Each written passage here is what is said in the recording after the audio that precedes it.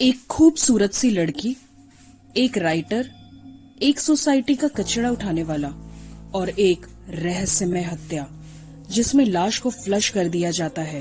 पीछे बच जाती है तो बस दो कटी हुई उंगलियां। आइए जानते हैं इस हत्या के पीछे की कहानी। कहानी शुरू होते ही हमें आदित्य वर्मा नाम के एक राइटर को दिखाया जाता है।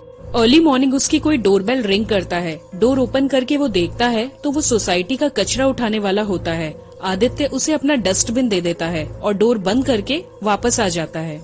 आदित्य को कुछ अजीब सा लगता है। वो दोबारा डोर ओपन करके नीचे देखता है तो हैरान हो जाता है। वो कूड़ा उठाने वाला उसके डस्टबिन में से कुछ ढूंढ रहा होता है। अब आदित्य उसे जोर से आवाज लगाता है, जिसके डर से वो कूड़ा उठाने वाला आदित्य का डस्टबिन और कचरा दोनों ही लेकर चला जाता है। इसका नाम रवि है, जो कुछ टाइम पहले ही इस सोसाइटी में आया होता है, जो यहाँ का कूड़ा कचरा उठाने के साथ साथ और भी बहुत सारे सोसाइटी के काम करता है। दरअसल रवि इलीगल तरीके से गांजा सप्लाई करने का काम करता था। आदित्य को जब इसका पता चलता है तो वो भी रवि से गांजा लेना शुरू कर देता है। एक दिन दोनों बैठे होते हैं और अपनी अपनी कहानियां एक दूसरे के साथ शेयर करते हैं। अब रवि पूछता है आदित्य से कि साहब आप क्या करते हैं। आदित्य बताता है कि मैं एक रहस्यमयी कहानियां लिखने वाला राइटर हूँ। इस पर रवि पूछता है कि साहब आपको क्या लगता है, क्या असल जिंदगी में भी ऐसी कहानियां होती हैं जिनकी गुत्थी हम नहीं सुलझा पाते। आदित्य जवाब देता है, हाँ ऐसी कहानियां हमारे आसपास चल रही होती हैं, लेकिन हमें इनके बारे में पता तक नहीं होता। आदित्य अपना लैपटॉप ऑन करके रवि को मुंबई में हुई हाल ही में एक मर्डर मिस्ट्री के बारे में बताता है कि कैसे कातिल ने पूरी लाश को टुकड़े टुकड़े करके उसे फ्लश कर दिया। रवि बहुत ही हैरानियत से पूछता है कि लड़की की पूरी लाश को टुकड़े कर दिया, और खून उसका क्या किया। आदित्य बताता है कि कातिल अपने साथ केमिकल्स लेकर गया था, जिससे उसने खून की एक एक बूंद को क्लीन कर दिया।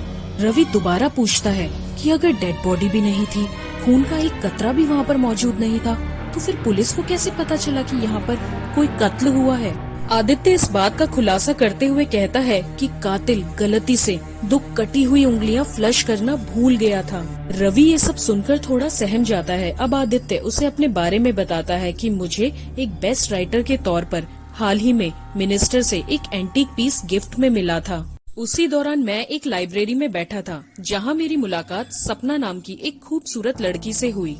हम दोनों के बीच बहुत ही अच्छी दोस्ती हो गई थी। एक दिन वो मेरे घर आई, लेकिन अगली सुबह न वो थी और न ही मेरी मूर्ति। वो मूर्ति चोरी हो चुकी थी। मेरे साथ एक बहुत ही बड़ा धोखा हुआ।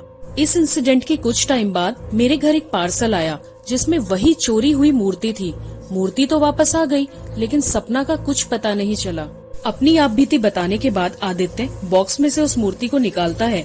जैसे ही वो उस मूर्ति को निकालता है, रवि डरता हुआ हांफता हुआ पीछे की तरफ हो जाता है और कहता है, साहब ये भूतिया मूर्ति है, इसे अंदर रखो, ये भूतिया मूर्ति है, इसे अंदर रखो।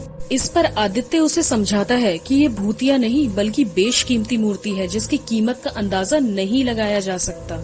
मूर्ति को देखने के बाद रवि आदित्य से कहता है कि साहब मैं आपको कुछ बताना चाहता हूँ। कुछ टाइम पहले डस्टबिन में मुझे कुछ नोट्स मिले थे, जिन्हें पढ़ने के बाद उन्हें मैं समझ नहीं पाया, लेकिन उनके लिखे एड्रेस पे जब मैं गया तो वहाँ मिले। जब एक बॉक्स को मैंने खोला तो मैंने देखा कि उसके अंदर हूबहू ऐसी ही एक मूर्ति थी जो आपके पास है। उस मूर्ति को निकालकर मैंने अपने बैग में रख लिया और वहाँ से चला गया। कुछ दूर जाने पर मुझे रियलाइज हुआ कि जैसे मेरा बैग हल्का हो गया हो। मैंने जब बैग खोलकर देखा तो मेरी आंखें फटी की फटी रह गई, क्योंकि उसके अंदर मूर्ति थी ही नहीं। मेरी तो कुछ समझ नहीं आया कि आखिर वो मूर्ति गई तो गई कहाँ। रवि की कहानी सुनने के बाद आदित्य हड़बड़ाता हुआ अपने कंप्यूटर के पास जाता है और उससे पूछता है कि तुम श्योर हो उन चिट्स पर इंपीरियल टावर का ही एड्रेस लिखा हुआ था। रवि बताता है, हाँ साहब मैं इंपीरियल टावर में ही गया था, उन चिट्स पर यही एड्रेस लिखा था। आदित्य रवि को बताता है कि वो चिट्स मैंने ही लिखे थे, जो डस्टबिन से निकालकर तुमने पढ़े। दरअसल पहली बार जब मैं सपना को मिला था तो लाइब्रेरी में हमारे बीच बातचीत उन चिट्स के थ्रू ही हुई थी। उस वक्त मैं थोड़ी जल्दी में था, इसलिए सपना के लिखे हुए आखिरी चिट जिसमें उसका एड्रेस था वो मैं नहीं पढ़ पाया और मैं अपना विजिटिंग कार्ड वहाँ पर छोड़कर चला गया। हाल ही में मुंबई के इंपीरियल टावर के मिस्टीरियस मर्डर और सपना का एड्रेस दोनों ही सेम है। इसका मतलब वो सपना ही थी जिसका मर्डर हुआ। इसका मतलब मूर्ति ना मिल पाने की वजह से ब्लैकमेलर ने सपना का मर्डर कर दिया। तभी रवि पूछता है, और साहब उस मूर्ति का क्या जो मैं लेकर आया था? आदित्य बताता है वो नमक का एक पुतला था जो बारिश की वजह से गल गया। सपना एक सॉल्ट स्कल्पचर थी। ब्लैकमेलर से ओरिजिनल मूर्ति बचाने के लिए ही उसने नमक का पुतला बनाया होगा। ये सब बताते बताते आदित्य अचानक से नीचे गिर पड़ता है। रवि उसे संभालता है। अपने आप को संभालता हुआ अब वो उठकर किचन की तरफ जाता है। लड़खड़ाते हुए कदमों से आगे बढ़ता हुआ आदित्य इस सोच में पड़ जाता है कि मुंबई के इंपीरियल टावर के मर्डर के बारे में न पुलिस को पता था और न ही मुझे, कि मरने वाली एक लड़की थी। तो पहले से ही ये बात इस रवि को कैसे पता चल गई? आदित्य पीछे पलटकर देखता है तो वो हैरान रह जाता है, क्योंकि वहाँ पे न रवि था और न ही वो मूर्ति। अब आदित्य ये समझ जाता है कि यानी वो ब्लैकमेलर, वो मर्डरर और कोई नहीं बल्कि रवि ही था।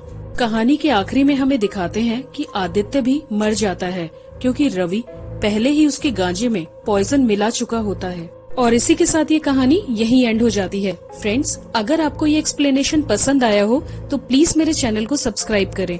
तो मिलती हूँ अब आपसे अगले वीडियो में। तब तक के लिए बाय बाय।